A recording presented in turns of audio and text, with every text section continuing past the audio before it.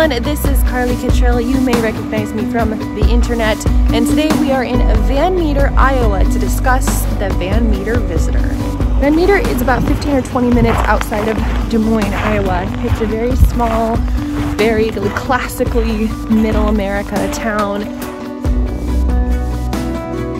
Today we are here to discuss an incident that happened in this town in 1903, otherwise known as the Van Meter Visitor. If you like any of the equipment that I used to film this, like the DJI Mavic Mini 2, the link to that is in the description below. First sighting of the Van Meter Visitor was by U.G. Griffiths in the very early morning, like 1 a.m., Tuesday, September 29th, 1903. He was a local implement dealer, so he was out after a long day of work and calls and was making the trip home. So it was, like I said, like 1 a.m., long day. He's walking through the main part of town and he sees on the top of one of the buildings a really bright light that wasn't a normal light. It was something he had never seen before, and so he gets closer to it and he's like, what the heck is this light? And then he sees the light jump from the top of one building to the top of another building on the other side of the street. So was this one organism or entity with a light that did jump or fly to the other side of the street, or was there one on one side and one on the other that he didn't even see in the first place? So after he sees this, it's late. He didn't really know exactly what it was. He just saw the light and saw it jump to the other side. So he's not necessarily thinking like monster at this point. It was just some weird stuff. The second person to experience the Van Meter Visitor was Dr. Alcott. He was the local physician at the time and had decided to stay in his office overnight for whatever reason. He just decided to stay there. He kept a room in the back of his office in his practice so that he could stay there on late nights or to be there early in the morning if he wanted to. Dr. Alcott was asleep in his back room in his office, and then again around 1 a.m. a bright light shone in through the windows, waking him up from his sleep. So at this point, Dr. Alcott is like, okay, super weird. Why is this light like looking in through my window? What the heck is going on? And he could tell it wasn't someone who like needed urgent medical care or had come by to like seek his assistance. It just was this really weird, like surreal looking light. So he gets his gun and he goes outside to check it out. The source of the light turned out to belong to what Dr. Alcott described as half human, half animal with great bat-like wings. So Dr. Alcott is like, I'm not doing this. Has his gun, he knows he's a crack shot, shoots one off, 2, 3, 4, 5 shots at this thing. And guess what happens? Nada, nothing. That's what happens. So nothing happened. Shots have no effect. So at this point, the doctor is like, screw this, right? So he goes back inside, locks himself back in the office until the next morning when he can tell people what happened. All right, so the next day, Dr. Alcott wakes up. So this is officially Wednesday, September 30th, 1903. So at this point, Dr. Alcott, he's like a reputable guy around town, right? People trust him, they believe in him. And for such a man like this to be telling them basically a monster story, they're like, okay, we're getting legit interested and a little concerned here. The next night, the townspeople are talking about this. Everybody's wondering what the heck this creature is, right? So that night, a man named Clarence Dunn, known to his friends as Peter, who was the bank manager at the time, decided, listen, I don't know if this is a monster. I think it could be robbers. I think people are like staking out the town to see what they can get, and I want to protect my bank. I want to make sure they don't get in there and get our money. Peter hears this like crazy gurgling noise, like a rattling, choking noise is how he described it. And so then he sees the light. The light comes in to the bank window, and he described it as like panning or like scanning the room. Then he sees what made the light, and it was what he described as a great beast. So he at this point is like, nope, we're not doing this. So he lets out a shot because he had his gun, and he shoots right at it without even opening the window or going outside, because like, why would you? So then after he lets out the shot, the creature just disappears. No warning, no fight, it just takes off, right? The only thing that it left, according to Peter, were 3 towed tracks outside. He says that he made like a plaster cast of the tracks, but no one knows what happened to them, or if they like survived, or if it really happened, or what they looked like. So now it's Thursday, October 1st, 1903. Everyone now at this point has heard about Peter's encounter with the beast, and everybody in town is kind of like, okay, something real might be going on here, but we don't know what it is. The town was also really distracted because it was the first day of the Modern World Series, which had the Boston Americans against the Pittsburgh Pirates. So the first day of like the first real World Series. So it was a pretty big deal. People are super into it, and they're kind of like, well, we don't really know what's going on with this monster, but like baseball, y'all, right? The next person to encounter the Van Meter visitor was a man named O.V. White.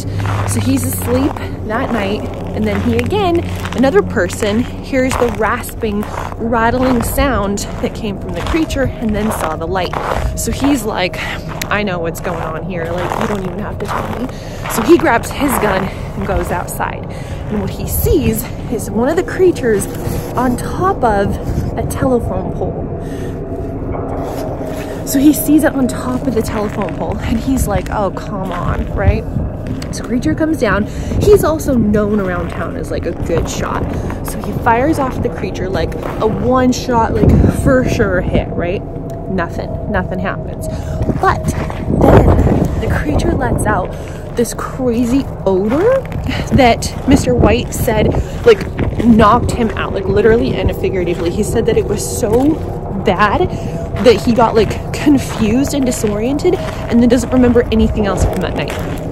So at this point, one of the other men in town hears the shot and gets up because he's like, oh God, what now? This monster, right? This man, Mr. Greg, gets up, goes outside, sees Mr. White passed out, and he's like, oh shit, right? But he also sees the creature on top of the telephone pole and sees it climb down the pole using its beak like you'd see a parrot do. Mr. Greg described the creature as at least 8 feet tall with a bright light coming out of a horn in its head that looked like an electric light. So at this point, it's Friday, October 2nd. People in the town are kind of freaking out because they're really over it. So many respected members of the community have seen the creature. It's bouncing all over the place. It's climbing up telephone poles. It's jumping off of buildings. It's looking into people's windows. Like, God, what's it gonna do next, right? Start snatching kids? They didn't know. They didn't know it was 1903. Who knew? So the townspeople are getting worried, right? They're officially not feeling this anymore. And this just started kind of like confirming some of their fears. Like, hell itself is coming out of those mines, and they're sending creatures out to terrorize our town, and like, it's about to get real here. So the coal mine at the edge of town, the mine itself wasn't in use anymore, but there was a factory on those grounds. And some of the workers were saying they could hear noises coming from inside of the mine, that they were getting crazy noises, they were getting louder, more concerning, and they even described them as though Satan himself and his imps were preparing for a great battle. Okay, so at this point, it's Saturday, October 3rd, 1903. And there's a man named J.L. Pratt Jr. who has been hearing noises in this mine, and he decides he's gonna like check it out. So he does go, and right on cue, about 1 a.m., he sees 2 of the creatures come out of the mine. They weren't sure if they were the same. One was the creature they had seen, very large, and the other one was reported to be smaller and look a little different. So we don't really know if it was a completely different creature or if it was just maybe a younger version, so it just didn't look the same. Pretty soon the news of these creatures coming out of the mines spreads through the town, and the people are like not having it. So all the townspeople start gathering up all their guns, any like munitions or weapons, and they're like, we're gonna wait for these things to come back to the mine, and when they come back, we're gonna have something ready for them. All right, so at this point, they've seen these creatures come out of the mine. They've gone back to the main town. Everybody in the town has gotten their guns together, and they're like, we're gonna hunt these monsters, right? So they all go to the edge of the mine, and and they're like, we're gonna wait for these things to come back. So they sit there and they're waiting. And it's like been raining, so it's gross outside, and it's getting a little colder because it's kind of getting into like the fall time, and they're waiting there for hours, right? So their spirits are starting to dwindle. So then just at sunrise, 5:46 a.m., these things come back. So first the big one comes, then the little one comes, and they rain like a holy hellfire upon these creatures. Every bullet that they had in town, they threw at these things. Nothing happened. The only thing that happened was they let out that smell again. The smell from the other night, they let it out again. They just fly their happy tails into the cave, and they're like, later suckers, nothing helps, nothing hurts us, right? So obviously at this point, the town folk are like, crap, we threw everything we had at this thing and nothing happened, literally nothing. So they're feeling pretty defeated at this point. They're like, what do we even do? Because these things are coming out every night. It's getting worse and worse and worse. They go back into these caves every night though, so what do we do? And so then they decide, they're like, okay, everybody goes back. They just kind of go home. And they're like, we're just gonna seal up the mine tomorrow. So they go home, and then the next day, so actual Saturday, October 3rd, 1903, the townsfolk seal off the entrance to the old mine. And the monsters were never seen or heard from again.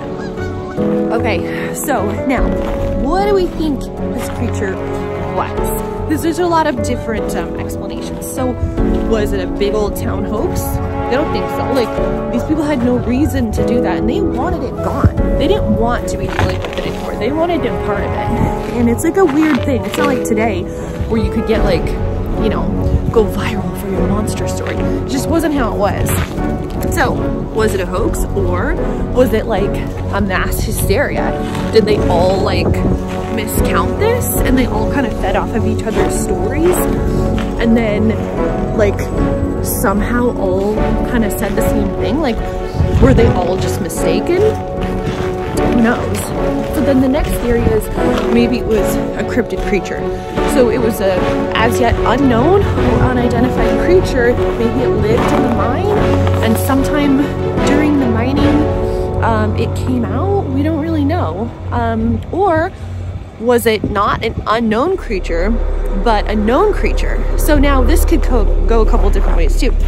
Was this just like a giant bird that they had never seen before?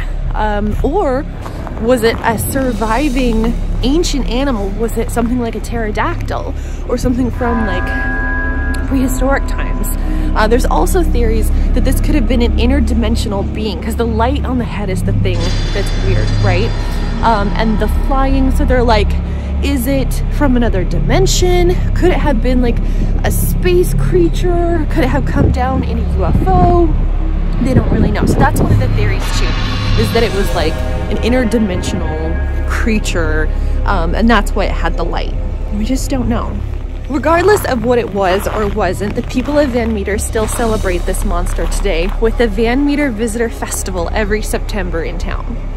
If you'd like to read more about the Van Meter Visitor experience, I recommend this book, The Van Meter Visitor. This is written by Lewis, Voss, and Nelson, and it was a great reference for this book. I'm gonna put a link to this book if you'd like to purchase it down in the description if you'd like a copy for yourself. All right, friends, it is -9 degrees Fahrenheit, and with the wind chill, it is feels like -29. So I'm gonna get back in the car and warm up. Thank you everyone for watching. I appreciate each of you, and I'll see you next time.